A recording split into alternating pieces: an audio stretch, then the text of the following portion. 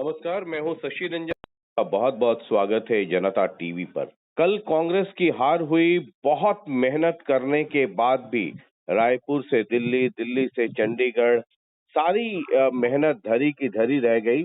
जब एक वोट तो कैंसिल हो गया। कांग्रेस के जो एमएलए थे उन्होंने गलती की बैलेट पेपर पे। और दूसरा जो सबसे बड़ा झटका लगा, कांग्रेस के बड़े नेता हैं भजनलाल, पूर्व मुख्यमंत्री के पुत्र कुलदीप बिश्नोई, उन्होंने क्रॉस वोटिंग कर दी और कांग्रेस को वोट नहीं दिया। अगर कुलदीप बिश्नोई ने कांग्रेस को वोट दिया होता तो शायद अजय माकन आज जीत गए होते। एक वोट कैंसिल जो गलती से हुई, एमएलए, कांग्रेस एमएलए की गलती से, उसके बावजूद कांग्रेस की जीत होती।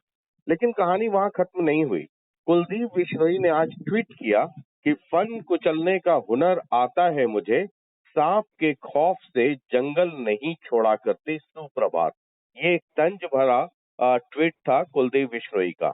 लेकिन उसके तुरंत बाद कैप्टन अजय यादव, जो बड़े नेता हैं, 10 जनपद से high command, Congress high command से सीधे जुड़े हुए हैं, उन्होंने उनके तुरंत बाद बिना देर किए हुए ट्वीट किया कि जब पार्टी बड़े नेताओं के बेटों को बिना संघर्ष किए हुए कांग्रेस वर्किंग कमेटी का मेंबर बना देगी और उनको राज्यसभा में भेज देगी, तो वो पार्टी की विचारधारा को भूलकर केवल अपनी व्यक्तिगत स्वार्थ की राजनीति करेंगे।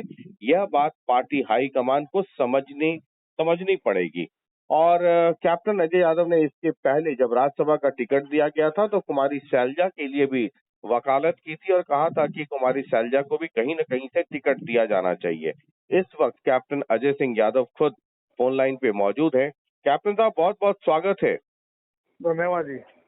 ये आपकी पार्टी में क्या हो रहा है? इतनी मेहनत के बाद भी धाक के वही 3 पात।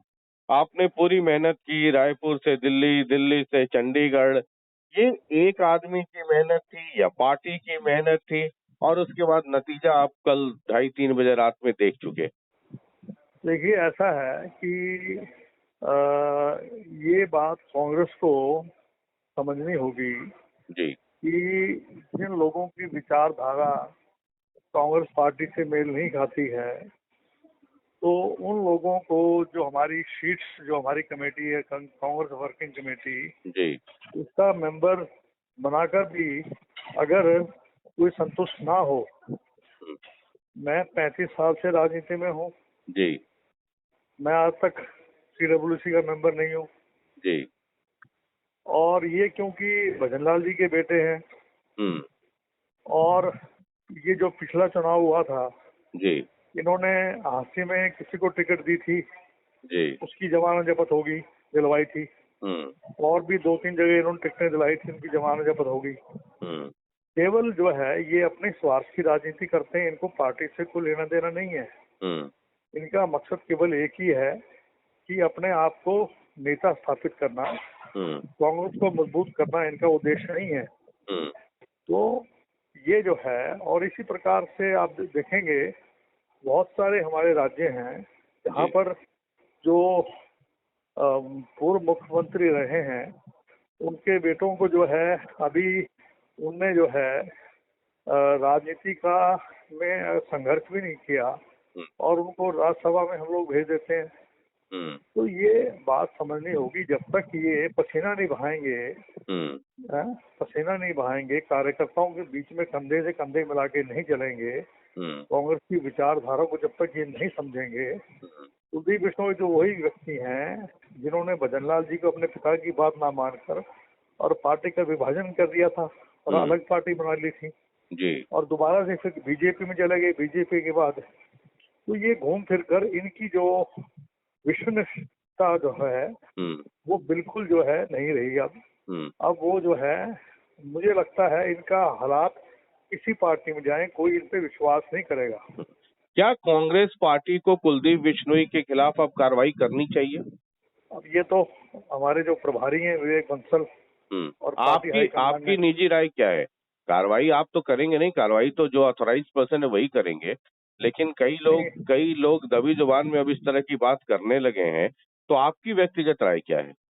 ऐसे व्यक्ति को तो एक सेकंड के लिए पार्टी में नहीं रखना चाहिए जिसने जिसमें हमारे एक राज्यसभा के सदस्य की जिसकी वजह से राज्यसभा का हमारा मेंबर जो है वो कम हो गया, हार गया। ऐसे व्यक्ति का हम रख के करेंगे क्या? आगे जो है चुनाव होना है, राज्यसभा इसका राष्ट्रपति का चुनाव होगा जी, कि फिर दोबारा वही खेल करेंगे, तो इनको खुले में करने दो ना। इनको जो है ऐसे व्यक्ति को पार्टी में रहने का कोई मकसद नहीं है। मैंने तो बल्कि ये अपने आप को 75% लोगों के नेता बोलते हैं जी, और उन्होंने एक बार ये बात कही भी थी, तब भी मैंने उनसे कहा था कि आप जो हैं भूल भुलैया में हैं। चौधरी भजनलाल जी और आप में बड़ा अंतर है।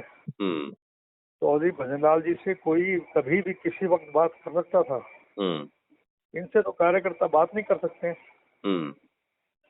तो उनके और इनमें जो है दिन रात का अंतर है। वो नेता थे, ये जो हैं साहबजादे हैं। जी। क्या कांग्रेस को एक बार मंथन करना चाहिए? अगर हरियाणा के संदर्भ में बात करें, तमाम लोग जितने लोग हैं उनके बारे में, उनकी उपयोगिता, उनकी अहमियत, उनका वजूद, वोटरों पे या आम जनता पे उनकी पकड़। नहीं, आप मुझे बताइए, जब 2 दिन तक मंथन हुआ, वहाँ पर बकायदा जो है ये इनको सिखाया गया कि वोट कैसे डालते हैं, कैसे नहीं डालते हैं, तो वोट रद्द ना होना ये भी एक गंभीर मसला है ना। आप जो हैं, आपकी वहाँ कई जब मॉक ड्रिल हुई, उसके बावजूद भी जो है एक वोट का कैंसिल होना, वो भी तो घातक है ना। क्या आपको लगता है ये जानबूझकर हुआ है, ये गलती जानबूझ के की गई है? अब ये तो मुझे पता नहीं है, वो तो वही बताएगा जो वहाँ पर एजेंट था, वो बताएगा किसने की है, किसने नहीं की है। किसने भी की है, ये अच्छा नहीं किया। जी, आप जो राज्यसभा की बात कर रहे हैं या कांग्रेस वर्किंग कमेटी की बात कर रहे हैं कि बड़े नेताओं के बेटों को भेज दिया जाता है, तो अभी आपसे बातचीत के क्रम में ही एक तो कुलदीप बिश्नोई हैं जो भजनलाल के बेटे हैं और उसी विरासत को आगे बढ़ा रहे हैं, उसी की कमाई खा रहे हैं। दूसरा एक नाम दीपेंद्र हुड्डा का भी है। नहीं, देखिए, मैं तो आरपीएन सिंह देख लीजिए आप जी, वो सिंधिया जी देख लीजिए, ज्योतिरादित्य सिंधिया जी देख लीजिए आप जी, मैं आपको कितने उदाहरण दे सकता हूँ जो कि जो है जिनको छोटी सी उम्र में जो है उनको एकदम से आप अभी हार्दिक पटेल को देख लीजिए आप, उसको वर्किंग प्रेसिडेंट बना दिया है। उसने कोई संघर्ष नहीं किया था पार्टी के लिए। तो कितने ऐसे लोग हैं जिन लोगों की जो है ना तो विचारधारा मिलती थी, ना उनका कोई उद्देश्य था पार्टी को मजबूत करना, ना उनमें संघर्ष करने का मादा है। दीपेंद्र हुड्डा भी तो है ना पीडब्ल्यूसी में। दीपेंद्र हुड्डा तो कभी पार्टी नहीं छोड़ी उन्होंने और 4 दफा एमपी रह चुके हैं पार्टी के। तो उनका होना वहाँ ठीक है। नहीं, वो तो आप मेरी बात सुनिए ना, मैं तो आपसे कह रहा हूँ कि उनका जो है वो 4 दफा एमपी रहे हैं। उनकी विचारधारा कांग्रेसी, उनके पिता कांग्रेसी है, उनके दादा कांग्रेसी थे। कभी उन्होंने पार्टी कभी छोड़ी नहीं है, आज तक तो छोड़ी नहीं है। आगे का मैं क्या कह सकता हूँ। तो कुलदीप बिश्नोई के बारे में अब क्या होना चाहिए? क्योंकि सारी पूरे हरियाणा कांग्रेस की फजियत हो गई।